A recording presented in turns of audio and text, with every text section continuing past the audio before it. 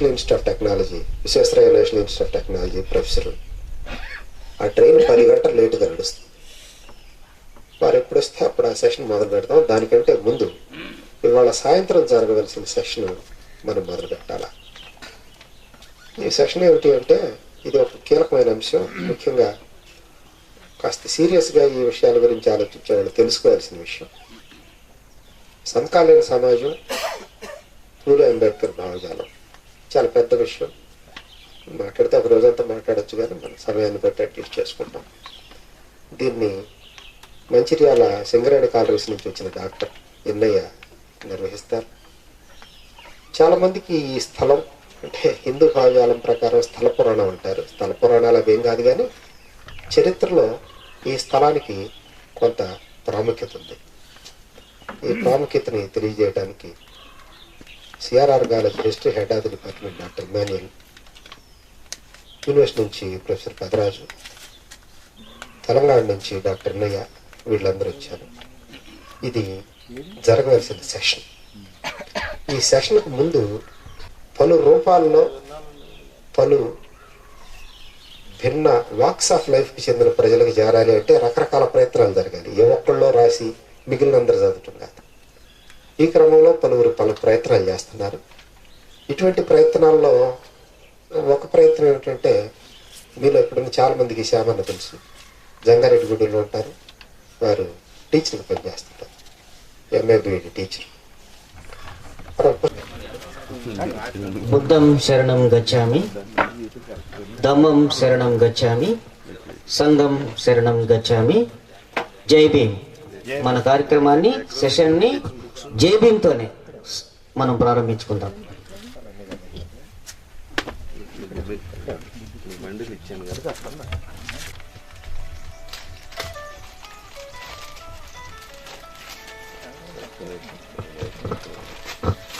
ఈ పుస్తకం గురించి కొన్ని పరిచయ వాక్యాలు మాట్లాడాలని ఈ పుస్తక రచయితను కోరుతున్నాను. Sir, thank you for this opportunity. మొట్టమొదట నాకు ఈ పుస్తకం రాయడానికి స్ఫూర్తి అయితే విన్సెంట్ పాల్ గారు. ఎందుకంటే 2007-8 ఆ ప్రాంతంలో జంగారెడ్డిగూడలో ఈ బాంబ్స్ ఆఫ్ ఐడియాలజీ మీద ఒక సదస్సు పెట్టినప్పుడు దాని మీద నాకున్న అభిప్రాయం ఒకసారి ఆయనతో షేర్ చేసుకున్నప్పుడు అదొక ఘర్షణ, భావ ఘర్షణ. ఇది కరెక్ట్ కాదు అని చాలా హార్డ్గా చెప్పారు ఆయన. నేను హర్ట్ అయ్యాను, అట్ ది సేమ్ టైం బాగా ఆలోచించాను. ఏంటి ఆయన, హీఈస్ లెక్చరర్ సరే, అందులోనూ హీఈస్ ఎ గ్రేట్ ఆరేటర్. అప్పటికే ఆయన ప్రసంగం విన్నాను నేను. ఇంత గ్రేట్ ఆరేటర్, ఇంత గొప్ప జ్ఞాని, నేను చెప్పిన ఆలోచనలు చాలా తప్పని కరాఖండి దగ్గర ఇచ్చాడు. సో ఏదో ఉంది. సో దానికోసమని నేను చాలా దగ్గర ఒక 3-4 నెలల్లో రోజుకి 10-15 గంటల పాటు చదివాను డిఫరెంట్ బుక్స్. నేను కోశాంబి హిస్టరీ చదివాను, తర్వాత ఐడియాలజీ కోసమే పూలే గారి చరిత్ర చదివాను, బైబిల్ చదివాను, ప్లస్ నాకు లక్కీగా ఋగ్వేదం కొంత భాగం దొరికింది, అది ఒకటి చదివాను. సో అవన్నీ చదివాక రైట్, భారతీయుడిగా మనకి తెలియని విషయాలు చాలా ఉన్నాయి అనేది ఒక ప్రాథమిక అంచనాకు వచ్చాను. వచ్చిన తర్వాత దీనికి పరిష్కారం ఏంటిదని చూసినప్పుడు తర్వాత కృష్ణా గుంటూరు జిల్లాల ఎమ్మెల్సీ కెఎస్ లక్ష్మణరావు గారు అని ఒక మీటింగ్ మాట్లాడుతున్నప్పుడు ఆయన ఒక మాట చెప్పాడు. ప్రతి క్రైస్తవుడు బైబిల్ చదవాలనుకుంటాడు, అలాగే ప్రతి ముస్లిం ఖురాన్ చదవాలనుకుంటాడు, ప్రతి హిందూ భగవద్గీత చదవాలనుకుంటాడు, ప్రతి భారతీయుడు భారత రాజ్యాంగం చదవాలి, అదొక ప్రామాణిక గ్రంథం అని చెప్పిన తర్వాత రైట్, నేను ఆ కోణంలో ఆలోచించాను. ఖచ్చితంగా అంబేద్కర్ ఇంత ఇంటలెక్చువల్ మేధావి అయినప్పుడు ఈ మనం ఎదుర్కొంటున్న సామాజిక సమస్యలు అన్నిటికీ పరిష్కారం ఖచ్చితంగా రాజ్యాంగంలో చూపించుంటాడని ఆ కోణంలో రాజ్యాంగం చదివిన తర్వాత నాకు చాలా పరిష్కారాలు అందులో తెలిసినాయి. కానీ మన జీవితం వేరు, మనం చెప్పుకునే ఉద్యోగం వేరు, ఇవన్నీ వేరు, రాజ్యాంగం వేరు అనుకుంటున్నాం. అసలు రాజ్యాంగం గురించి మనం చదవమని చెప్పే వ్యవస్థే లేదు. సో ఖచ్చితంగా భారత రాజ్యాంగం మన స్మృతిలో ఉండాలి, మన మనసులో ఉండాలి. మనుధర్మం కాదు. మనుధర్మం మన మనసులో ఉండి చాలా నష్టపోయాం. చివరికి మనుధర్మం వల్ల లబ్ధి పొందిన బ్రాహ్మిన్స్ కూడా చివరికి విడిపోయారు, 150 ముక్కల కింద అయిపోయారు. వాళ్ళకే కంచం పొత్తులు కానీ మంచం పొత్తులు వాళ్ళు కూడా నష్టపోయారు. సో దాని అన్నిటికీ పరిష్కారం ఏంటంటే శాస్త్రీయమైన విద్య, అందరూ సమానం, స్వేచ్ఛ, సౌభ్రతత్వం కలిగిన రాజ్యాంగమే పరిష్కారం అనేది నాకు తోచి ఈ భారత రాజ్యాంగం మన మనసులో స్మృతిగా ఉండాలి. It must be the memory of every Indian అన్న ఉద్దేశంతో అది రాశాను. అన్న తర్వాత అన్నగారు నాకు ఇది రాశాక, నేను యాక్చువల్గా ఒరిజినల్ స్క్రిప్ట్ అయితే 30-40 పేజీలు ఉంది.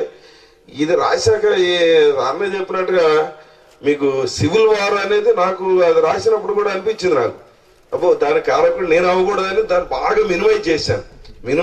బుక్లో ఎక్కడ కూడా ఏదో ఆర్య మేధావులు అన్న పదం వాడేవని కానీ నేను ఎక్కడ బ్రాహ్మణ్ అన్న పదం కూడా వాడలేదు.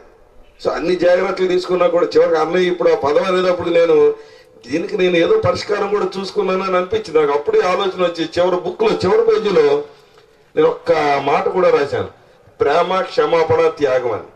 అంటే ఖచ్చితంగా మనం బ్రాహ్మణ భావజాలను వ్యతిరేకంగానే అనివార్యంగా బ్రాహ్మణులు క్షమించాల్సిందే. ఎందువల్లంటే వాళ్ళు ఎక్కడికి పోరు, ఎక్కడికి పోయినా వాళ్ళు అక్కడ రిసీవ్ చేసుకునే వ్యవస్థలు ఏమీ లేవు. సో అనివార్యంగా వాళ్ళకి క్షమించి వాళ్ళకు కూడా బాబు మీరు కూడా మనుషులు లాంటి వాళ్ళు అయ్యా, మీరు కూడా సమానమే, మీ పూర్వీకులు ఏదో మోసం చేశారు కానీ మీరు మోసగాళ్ళు కాదు, మీరు కూడా మాలాగా అందరూ సమానమే అని అటువంటి సమాజాన్ని బాబాసాహెబ్ కూడా కోరుకున్నాడని ఈ పదాలు కూడా పరిష్కారంగా నేను పెట్టడం జరిగింది. నిజంగా మరి దీని మీద పాజిటివ్గా పాల్గారు నోటమంటే వింటాం అనేది నాకు చాలా ఆనందాన్ని ఇచ్చింది. ఇది 2009లో రాశాను నేను. ఈ 5 సంవత్సరాలు నాకు ఘర్షణ అనమాట. ఇది రిలీజ్ చేయాలా వద్దా, చేస్తే ఏమన్నా నాకేమైనా ఇబ్బందులు ఉంటాయా, లేకపోతే నీ ఐడియాలజీని ఎవరైనా అడాప్ట్ చేసుకుంటూ లోపం ఉంటుందా అని దాదాపు నా పుస్తకాలన్నీ అటకెక్కిచ్చేసాను. అలాగే ఉన్నాయి. చివరికి మన మిత్రులకు కొద్దిమందికి పర్సనల్గా ఒకరిద్దరికి తీసిస్తే బాగుంది మీరు చేయండి అని. ఇప్పుడు కూడా నేను ఇది రిలీజ్ చేద్దామన్న ఉద్దేశంతో రాలేదు. పాల్ గారు చూపించాక ఆయన ఓకే అంటే చేద్దాం. అలాగే మిత్రుడు ప్రభాకర్ గారు ఒకటి ఇందులో మీ ఇద్దరం, ఆయన గురువు లాంటి వాడే నాకు. ఎప్పుడు కనపడినా ఈ భావజాలం మీద ఇద్దరు ఘర్షణ పడుతుంటాం. ఒక అరగంట సేపు ఇద్దరం అనుకుంటూ ఉంటాం, మళ్ళీ విడిపోతూ ఉంటాం, మళ్ళీ కలుసుకున్నప్పుడు మాట్లాడుకుంటూ ఉంటాం. ఆయన కూడా చూసి కొంత పర్వాలేదు అన్న ధైర్యం వచ్చిన తర్వాత నేను రిలీజ్ చేశాను. Thank you for this opportunity. Thank you very much.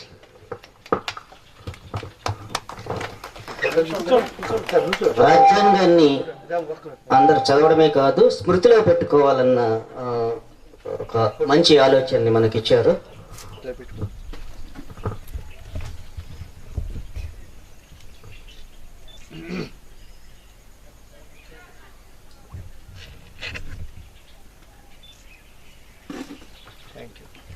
ధన్యవాదాలు.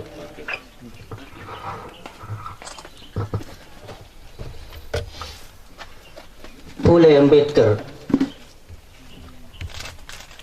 భావజాల యోచనాశీలురైనటువంటి జై భీమ్ మిత్రులందరికీ స్వాగతం, సుస్వాగతం. బిడారు మనకందరికీ తెలుసు. బిడారు అనే ఒక పదమే ఒక సెన్సేషన్ రాష్ట్రంలో. బిడారు అంటే ఏంటి పెద్ద క్వశ్చన్ మార్క్. చాలామంది ఈ బిడారు అనే పదాన్ని ఏ పదం నుంచి తీసుకున్నారు, ఎక్కడి నుంచి తీసుకున్నారు అంటే చాలామందికి, అంటే భాషా శాస్త్రవేత్తలకు కూడా అర్థం కానటువంటిది ఒక పదాన్ని బాబాసాహెబ్ అంటే క్యార్వాన్ అన్న పదాన్ని బిడారు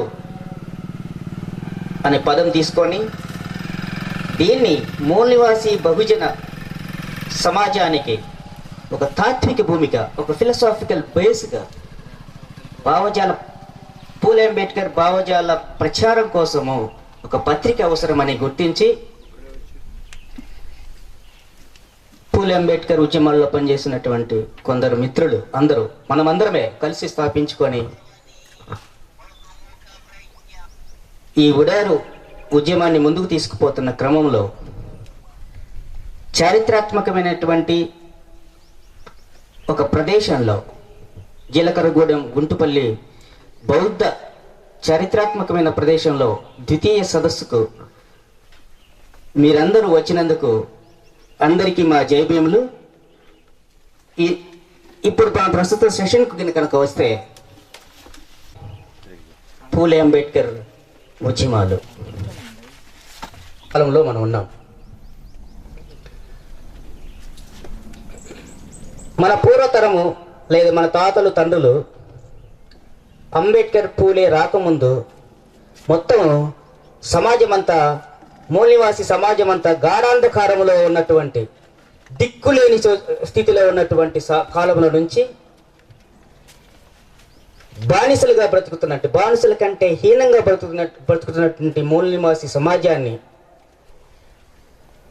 చీకట్లో నుంచి వెలుగులోకి తీసుకురావడానికి 2500 సంవత్సరాల క్రితం బుద్ధుడు బౌద్ధం తాత్విక పునాదితో వెలుగులు నింపడానికి ఒక గట్టి ప్రయత్నం జరిగింది. బౌద్ధం కాలంలోనే ఈ దేశంలో విద్య కానీ, సైంటిఫిక్ డెవలప్మెంట్ కానీ, ఏ ఇతర డెవలప్మెంట్ అయినా సరే ఈ దేశంలో, ఈ దేశానికి ఉన్నటువంటి ఉన్నతమైన చరిత్ర ఏదైనా ఉంటే బౌద్ధం ప్రజ్వరిలిన, అంటే బౌద్ధం బాగా ఉభయోపేతంగా ఉన్నటువంటి కాలంలోనే ఈ దేశంలో సైంటిఫిక్ డెవలప్మెంట్స్ అన్ని జరిగినాయి.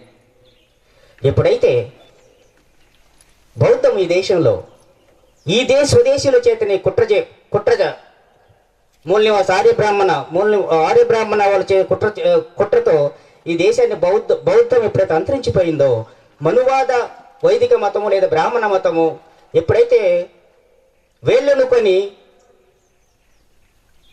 విస్తరిల్లిందో, అప్పుడు ఈ దేశం యొక్క చరిత్ర మొత్తం కూడా, ఈ దేశం యొక్క మొత్తం కూడా గాఢాంధకారంలోకి పోయింది. ఆ తర్వాత మనకు తెలుసు 1840 ఆ ప్రాంతంలో, 48 ఆ ప్రాంతంలో నుంచి పూలే ఉద్యమము వచ్చిన తర్వాత 1956 వరకు, అంటే బాబాసాహెబ్ అంబేద్కర్ ఉద్యమం వరకు ఒక వెలుగును వచ్చింది. అయితే ఇది సరిపోతుందా? బాబాసాహెబ్ అంబేద్కర్ ఉద్యమాలకి ఇది సరిపోతుందా? ఇప్పుడున్నటువంటి ప్రైవేటైజేషన్, గ్లోబలైజేషన్, లిబరలైజేషన్ ఈ నేపథ్యంలో పూలే అంబేద్కర్ ఉద్యమాలు, బాబాసాహెబ్ అంబేద్కర్ పోరాట ఫలితంగా వచ్చినటువంటి అనేక మనం హక్కులను పొందుకొని ఉన్నాము, మనం ఎన్నో బెనిఫిషియరీగా ఉంటున్నాం. కానీ మన సమాజము మళ్ళీ మూల నివాసి సమాజము శత్రు భావజాలమైనటువంటి ఆర్యబ్రాహ్మణ భావజాలంలోనే మగ్గిపోతా ఉన్నది. ఆ భావజాలంలో నుంచి మనం ఎలా మన సమాజాన్ని మనం బయటపెట్టాలి? ఆ ఉద్యమంలో మనకు ఎదురయ్యే సమస్యలు ఏమిటి, అసలు మన పరిస్థితి ఎలా ఉన్నది అనే అంశాన్ని చర్చించే ముందు మనకందరికి తెలుసు,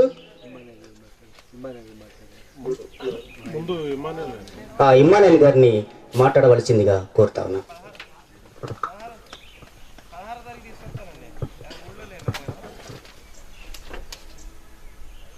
గౌరవనీయులు, వేదిక మీద ఉన్నటువంటి పెద్దలకు, అలాగే ఈ కన్వెన్షన్కి ఆహ్వానితులైనటువంటి వారందరికీ కూడా మొదటిగా నా అభినందనలు. నేను ఇలాంటి కన్వెన్షన్స్కి రావడం మామూలుగా ఒక ప్రేక్షకుడిగా కూర్చోవడం వరకే, కానీ ఎప్పుడు నేను ఈ విధంగా స్టేజ్కి మాట్లాడడానికి రాలేదు. అది కూడా చాలా తక్కువ నేను ఇలాంటి మీటింగ్స్కి అటెండ్ అవ్వటటువంటిది. అయితే ఒక 10 రోజుల క్రితం మా కొలీగ్ అయినటువంటి విన్సెంట్ పాల్ గారు ఇక్కడ ఈ చిలకర్రగూడెంలో ఒక కన్వెన్షన్ పెడుతున్నాం. దానికి ఆ కన్వెన్షన్కు వచ్చేటువంటి వారికి సంబంధించి ఈ లొకేషన్, దాని ప్రాధాన్యత గురించి కొంచెం తెలియాలి అంచేత హిస్టరీ మాస్టర్గా మీరు అది చెబితే బాగుంటుందని చెప్పేసి అన్నారు. సరే అని చెప్పేసి నేను అంగీకరించాను. దానికి కారణం 2011 సంవత్సరంలో నేను వెంగి మీద రీసెర్చ్ చేసి ఎంఫిల్ డిగ్రీని పొందాను. ఆ సందర్భంలో విన్సెంట్ పాల్ గారితో నేను సేకరించినటువంటి ఇన్ఫర్మేషన్ని డిస్కస్ చేయడానికి కూర్చునేవాళ్ళం. ఆ సందర్భంలో వారు మీరు మాట్లాడినటువంటి, మీరు డిస్కస్ చేసినటువంటి, అలాగే మీరు ప్రజెంట్ చేసినటువంటి పేపర్కి సంబంధించి ఆ విషయాలు మాకు ఈ మీటింగ్లో చెబితే బాగుంటుందని చెప్పేసి అన్నారు. ఆ సందర్భంగా ఈ ప్రాంతం యొక్క ప్రాముఖ్యతని మీకు తెలియజేయడానికి ఇక్కడ మీ ముందు నిలబడి ఉన్నాను. ఆ విషయాలు మాత్రం మీతో చెప్పడానికి ప్రయత్నిస్తాను. మొదటిగా నాది కొంచెం పాటలానే ఉంటుంది. దయచేసి ఫాలో అవ్వండి. మొదటిగా ఈ ప్రాంతాన్ని గురించి తెలుసుకోవడానికి బీయింగ్ హిస్టరీ లెక్చరర్గా సోర్సెస్ గురించి మనం వెతుకుతాం. ఇది సాధారణంగా మనం జీవితంలో 60, 70, 80 సంవత్సరాలు బ్రతుకుతాం. మన నాలెడ్జ్ని దాదాపు మనతోనే అది అంతరించిపోతూ ఉంటుంది. ఈ తరం రాబోయే తరానికి తన అనుభవాన్ని చెప్పడమే చరిత్ర, దాన్ని రికార్డెడ్గా ఉంచడమే చరిత్ర. దురదృష్టవశాత్తు భారతదేశంలో ఇలాంటి ఆ ట్రాన్స్ఫర్మేషన్ అనేటువంటిది, ఆ కన్వే చేయడం అనేటువంటిది జరగలేదు.